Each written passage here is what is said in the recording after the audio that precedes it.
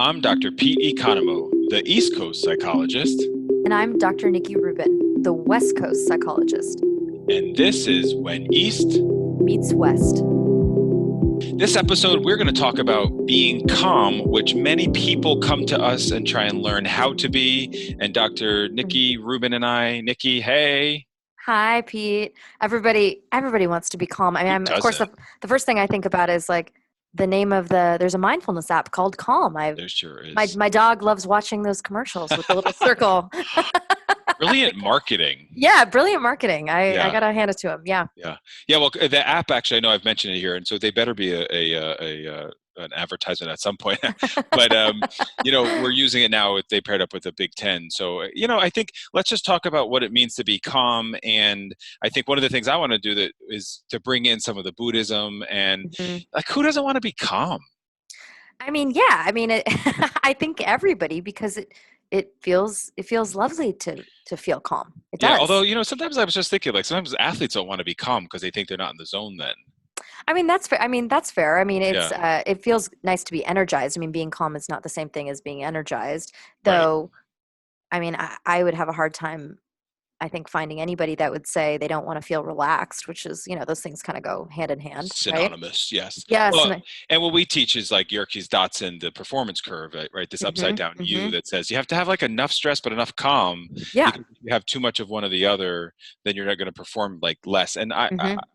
there's so many other theories that have been out there, but frankly, I just see a normal upside down U where you have to find this like the sweet spot, right? Yeah, totally. I'm sure. I Yeah. was like, I want to see how many people are going to Google Yerkes Dodson. I mean, probably a lot, but maybe we'll put it in the description. Yeah. Yeah. Hey, Yeah. I draw that graph for patients all the time, actually. So I mean, of course we do. Well, that's the thing about us is that we have whiteboards in our rooms, yeah. in our clinical rooms, and I think that when sometimes when clients first come that first day, they're like, "What the?" Yeah, It's that's a very for those of you listening that are not familiar or less familiar with cognitive behavioral therapies. Very very CBT to have some kind of drawing instrument like a whiteboard in the office. I use my iPad now. oh my I'm God, really you're so high upgraded. tech. I really high tech now. But yes, You're so high tech. Well, for yeah, me, I mean, maybe we'll start with just like when we feel calm. yeah, sure. If you're, because I'll share that I. It's interesting. I read a lot about different practitioners and what they do. Like I've talked on here about Mm-hmm. the Dalai Lama. Mm-hmm. I'm going to be doing reading up on Deepak Chopra, and a Mm-hmm. lot of these really big minds have practices that include really structure. So things like Yeah. 4 a.m. wake up, morning Mm-hmm. meditation and yoga. Mm-hmm. And so oftentimes before like 8 o'clock when the rest of the world is starting, many of these practitioners have really already had like a full day. I mean, Yeah. done way more than I've done before 8 a.m. I'll tell you that much. Yeah, I love the mornings. Yeah, I I know have much more than me. much Much more more than than you. yeah. Yeah. I Hmm. mean, oh my God, we're different in another I place. know another place we're Yes. different. Yeah. Yeah. Because I love the morning, and whether in psychology in the West we talk about like developmentally like what came first, chicken or the egg, Yeah. right? And it's like I swam, but did I swim because I like the mornings, or did I get familiar with the mornings because of We'll swimming? we'll never know. It's an existential question for It the ages. is. Yeah. Yeah. Yeah. Yeah. Nice to reflect on. I was walking past a baseball field with my brother the other day, and I just watched him like gazing onto the field. And I saw his wheels like self-reflecting of what it was like to Mm. be on that field. So is that a place that he felt calm? There I'm was his wondering. calm. Yeah. There you go, There was this Nikki. calm. You, you Yeah. read my Reading your life. mind. I Yeah. know. Well, so for me, the morning does help create calm. I love the morning walk with my dogs. Yeah. So usually I'm up already. I have meditated. I do a little bit of stretching, and then I take the dogs out if they let me. Sometimes they want to go out first, and that walk is just wonderful in the morning. I also enjoy walking my dog. I feel very calm at the beach. I grew up at the Yes. beach, and Pete knows this about me. I love the ocean. I love being near the ocean. So definitely a place I can feel very very relaxed. Though it's interesting is as we're talking about this, and I've got this like little itchy voice in my mind here. that's Scratch it. that's yes saying I've got I've I've got some issues with the word calm a lot of Okay. times Yeah. because, as we said at the beginning of this episode, most people want to feel calm, and lots of people walk into our offices and are like, I want to be relaxed, I want to Yeah. be calm. Like, I can't even tell you how many patients say to me when they're like going through their, I have them, very another CBT thing, right, a problems and goals list, like what do they want to work on Right. therapy. And one of the things a lot of people will say is, oh, I want to get rid of my anxiety. Oh my God, totally. It's Yeah. like, or I don't want to be angry anymore, I Yeah. want to be calm. And I'm always Yeah. like, ooh, all Yeah. right, yeah, I'm like, totally hear you, I get it, because those are really Well, let me guess, uncomfortable. you help them And operationalize that, don't I you? sure do. Ooh, yes, I sure do. Yeah. I sure do. And I say, calm is it's a mood state, Yeah. right? Being relaxed is a mood state. It's not an optimal one, though. And I think Yeah. that some of what you and I are even describing, like going to the beach or walking the dogs, we might feel calm. Though I would actually probably say that that experience for me is like more about feeling like centered, which Yeah. I think is different, because I can feel centered while I'm anxious, right? Like Well, it's an not, eye in it's the center of the storm kind of thing, a hundred, yeah, exactly like that. And it's not a basic emotion. So I think calm is also No. like a higher level emotion. And so Yeah. maybe I just had the image of like Maslow's hierarchy of needs of like, Yeah. and so I think depending on who we're working with, you have to have, and one of the things I notice is sleep, right? And it's funny Yes. because when Hmm. you read a lot about calm in the research, sleep is one of the, most Right. beneficial aspects, or at least to produce calm, this feeling. Right. Right. And so I think it's important maybe to clarify for our listeners that while calm is absolutely an experience that most of us enjoy, and we hope to have some aspects of our lives where we get to connect with that emotion, we can't we can't positively judge it as this is a good emotion, we want to chase calm, Right. because that's actually what puts people in this very, very difficult bind where Yeah. they're constantly trying to rid themselves of discomfort. And like what we talk about, and I of course dying in a moment to hear the Buddhist lens on this, Oh my it's like God, I pain. was Oh, totally going there. we are having full ESP today. um that it's that pain is an inevitable part of being alive, Yeah. discomfort is an inevitable part of being alive. Yeah. Well, and I think within the Buddhist literature and within the practice, it's what I was thinking when you were just saying that is this enlightenment, and so Mm. no one's ever enlightened. And most of the mantras, the Hmm. gathas that are out there that you might chant, that we chant, because maybe people listening are not chanting, Hmm. is that once you feel you've reached that, then you're already distorted. And so like once you feel like you've uh reached like calm. that then the lens has gotten in the way. Correct. So you're Mm. not actually like experiencing something in a way, because Because you're again, chasing it, is because you're that why? chasing it. Yeah, Exactly. interesting. Yeah. Yeah, So that's I so think it's, interesting. because it's really just about, so, and as we see with whenever there's the adverse of calm, it's because people are so focused on either the future or or something that they're holding on to from the past. I mean, almost 9 times out of 10, I can help someone figure that out. Yeah, well, and just so I'm clear, when you're Yeah. saying that, do you mean that when they're not feeling calm, it's because they're focused on the past or the Correct. present or Right. the future? Sorry. Yeah. So I will gently challenge that Do it. and say, well, oftentimes though, and this comes a lot, I talk about this a lot with mindfulness with patients. Sometimes though, what's happening in the present is uncomfortable. Like there Totally. actually isn't, like, if I don't know, like if Waiting online and the person oh, is giving sure, you. bored. Yeah, and you're bored. And you're bored. By the Yeah. way, I love that it's just this East Coast, West Coast different. Peach just said waiting online. It took me so long when I lived in New York. I was so confused why everybody's saying they were waiting online. I was like, Because. you're because we say waiting in line. Yeah. We were waiting in line, and I was like, but there's no line. No one's standing In on a line. Spanish, the on and in, I mean, whenever I help my That's students true. or Yeah. my partner with the in and on, it's like there's no difference. There's no There's no difference. difference, Yeah. right? Yes. Well, Kind I of was like very limes and lemons. In yeah, Spanish, it's all limons. it's true. It's true. It's true. So anyway, just a nice little difference. I always was like, I got used to it though, but I still said inline when I lived in New York. Wait, hold on. So the Buddhist teaching, though, and I'm Yeah, with you on that, but the Buddhist teaching is that there is only this moment. So calm is right. so the idea is that even if you're on the line, once you let go of that present moment, then the pain has left with it. And again, I don't fully agree with it, because if I have my hand on a hot stove and I Right. just go to the next moment, my hand's still on the damn hot stove. Well, so this is what I'm very curious about here, and I learned a ton from Pete because I've not my knowledge of Buddhism is only really limited to Don't what I've say only. well Stop well it. fine. It's I've come to it, and most of my knowledge is within the third wave cognitive behavioral realm, Yeah. which has And borrowed Zen yoga. and yoga, yes, Yeah. which Yeah. which is more, I guess, comes from more of like a Hindu tradition Yeah. technically, but Relatives. Sure, I'll connect it. But so I learn a lot from Pete. I'm always just like picking his brain about this stuff. Yeah, Um, so what my understanding has always been, though, is that in Buddhism, there's a real distinction between pain and suffering. That that's right. suffering is what happens when you're not accepting pain, right? That's right. Is that accurate? Okay. Yeah, I mean, I think that's also like one of those famous quotes that people like to put up on an image that they post on their social media. What is it Mm. like? Uh, pain is optional, suffering is is one of those. This is like what I draw for people. Actually, I mean, Yeah. What yeah, I is it? don't have social media, but it's pain. What I draw for patients, and I say talk about westernizing. Yeah. Let's westernize it. Something, yeah, westernizing it was how I start. But I find it visually very helpful. Is that pain, which I always say to people, we could replace with the word discomfort or struggle, right? Right.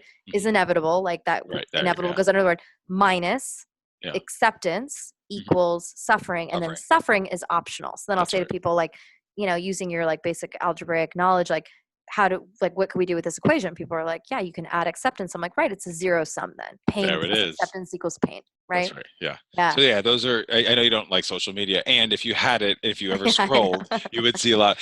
Again, but that's a really helpful tool. Yeah. I don't. To be honest, I feel like that's the Western's world interpretation of the Eastern Mm. practice. Okay. So Not it's to not say, actually that. well, because again, I think it depends on which doctrine you're reading. Because I don't know Right. that there would even be a translation to differentiate Right. pain from suffering Right. in Okay, that's in like interesting. Sanskrit or Japanese or depending on where you were reading it Okay. from. But I could be like I'm not 100% on that, but Mhm. that's just my sense as we're talking. Yes, that's very interesting to hear because that's the part that I was getting confused about because Yeah, this moment, like you're saying the hot stove, it's like if you're touching a hot stove, like that stimulus is painful. That it right. doesn't matter if you're not like focusing on the future or the past, you're It mindfully just focusing on hurts. it just really freaking hurts, Yeah, right? So yeah. I um burned my hand the other day. I was oh god. oh, Yeah, terrible. it was funny. Oh. So back to I, that being said, so it's like we're not always like sometimes the moment in and of itself is inherently uncomfortable or painful, and I think that's right. often why people go to the future or the past is to try to Escape the escape present. it. Amen. Yeah. Well, and so I think calm for me is also peace. Mhm. Right. And Yes. I think, this is another word where I was having a challenging conversation with someone and I just said, oh, I hope you find peace. And they were so insulted. And I was like, well, no, no, Oh. no, really. Like, I really hope you find peace. Wow. Yeah. Why were they I insulted? don't know. I mean, It was you sure. can't make someone Yes. else's mind Well, for how they, yeah, Well, how they maybe they heard it. heard it as, I mean, I could see, and obviously this, I knowing you, I know this is not at all how you would communicate it, but I know sort of like out in the general world, sometimes that can be sort of said with, like in a patronizing way. Like, I hope you Yeah. find peace, which you are so far from patronizing. So I could, I want the, somebody else's I experiences want the will whole color world to that. have peace. I know, of That course. sounds like my little beauty You're, queen, like statement. no, no, it's that we all deserve, um, we all deserve some moments of stillness. Yeah. We all deserve moments of stillness, and that's I like that you're using the word peace, honestly, because that I connect a lot more with Well, that that's why I word. brought that up because I think Yeah. calm is also a weird word. When I say it now in today's virtual world, they're like, "What are you saying?" Right. Calm, because Right. it's that the silent L. Yeah. Yeah. And Totally. if English is not your first language, Yes. It's no. Totally. is Yes. there It's a a difference different. in pronouncing that east west? Well, I was gonna say Say it. it's interesting. You said that you just said silent L because I was like, I don't think that's a silent L. How do you say Calm. it? Calm. See, I don't think we Yeah. say that here on the East Coast. Calm. I think it's like how we say our O's different. Oh, totally. Yeah. Yeah. Like I say psychologist. You say Psychologist. psychologist. Psychologist. Well, Yeah. that's also New York. Yeah. Yeah. Yeah. New York and New Not Jersey. yeah. Not bad or good. Just different. Just different. Yeah. Yeah. No. So well, and then I think peace doesn't. It not to say that people couldn't be chasing peace too, but peace is not a mood state. Yeah. Like I think most people can understand. Like if you say peace, they're not going to they're not as likely to confuse that with being relaxed. Like Right. calm means being relaxed. And so if someone comes like, I got to be calm, it's like, I can't be anxious. I can't be sad. I can't Right. be tired. Yeah, and I think what we're looking for, and one of the things I love in the work I do is helping to find inner peace, which I think Mm, yields calm feeling, yeah. right? And so the Yes. inner peace is like someone can say something really rude to me, and it doesn't affect me, Yeah, because I'm so confident and have this inner peace, which really is about the early morning rise, the meditation, the yoga practice, the acceptance-based strategies, Mm-hmm. that Eastern principle of just like, look, we're all suffering, so whatever you're throwing at me is on you.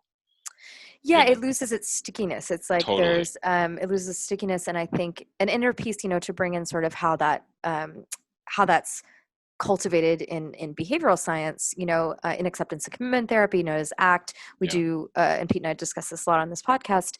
We do a lot of work in helping people define, clarify, and connect with their values. yeah, And one thing that I really like about values clarification, as we call it in ACT, is that obviously we're doing that to help people define, like, what are they about, what's important to them, and then what are the behavioral steps they can take that are aligned with that. yeah, Though interestingly enough, and I do this as an exercise quite a bit, I'll say to people, if you're ever feeling off your center, or yeah. you're feeling, distressed or doubtful or whatever it is, I'll say, go back and just read your list of values to That's right. yourself. Yeah, And what tends to show up is it cultivates and helps them access, like, that inner peace, that solidness of, like, this yeah. is what I'm about, which is, it's like I say to people, I'm like, your values are your insides, Right.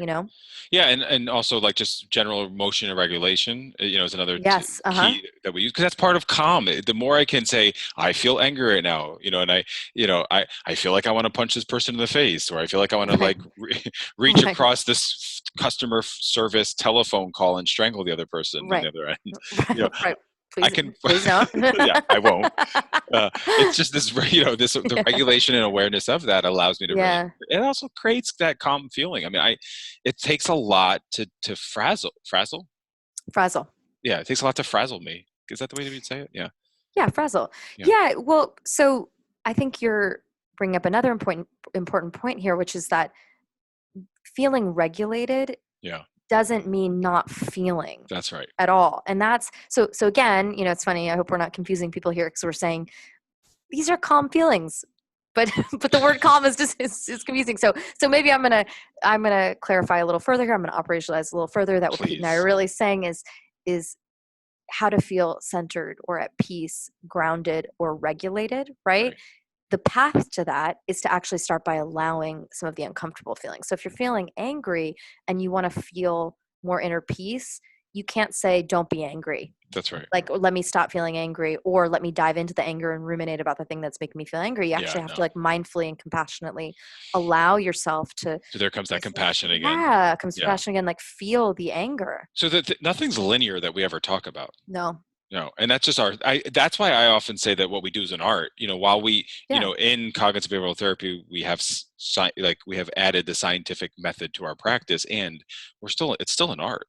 Oh, it's a dialectic. There it is as as again. as my best friends from college like tease me. They always go, "It's a dialectic," because I say They, it that much. yeah, Um, yeah, that they it's get you. they get me. Yes, it's a science and an art, right? It's both things. Yeah, and also simplicity is a big piece of calm, which is another Buddhist Mm, tradition, right? So just and I noticed this, like simplicity in terms of like purging things that you don't need. You don't need right. two or three of something. You know, um, What's like, hard and as I say, that's hard in American culture, heck right? yeah, That's yeah. hard in American culture We just because want. we want, well, and it's a very consumer driven culture Yeah, that we live yeah. in, But and really, again, what I yeah. would encourage listeners is to think about other things that you can get rid of, because the Yeah. purging is a part of that Yes. calming process. To say, Yes. because the more I can declutter my life, the more Yes. simple my inner feelings are as well. Well, it's for someone to bring this up, and it's like, why people, I think, feel so connected to Marie Kondo with Yeah, the this with is a big thing. Yeah, yeah, because yeah, I mean, I think the message is, it's very, she says, like, you want items that spark joy. It's like, yeah. it's the simplicity, right? That's It's the it. simplicity of things, and Yeah, I think that's also why a lot of people feel more emotionally regulated when their space is clear yeah. and clean. And I've Absolutely. gotten to a point where I want like everything off the floor too, and like I Mm. even put floating vanities in the bathroom because I'm like, I don't want even the vanity on the floor.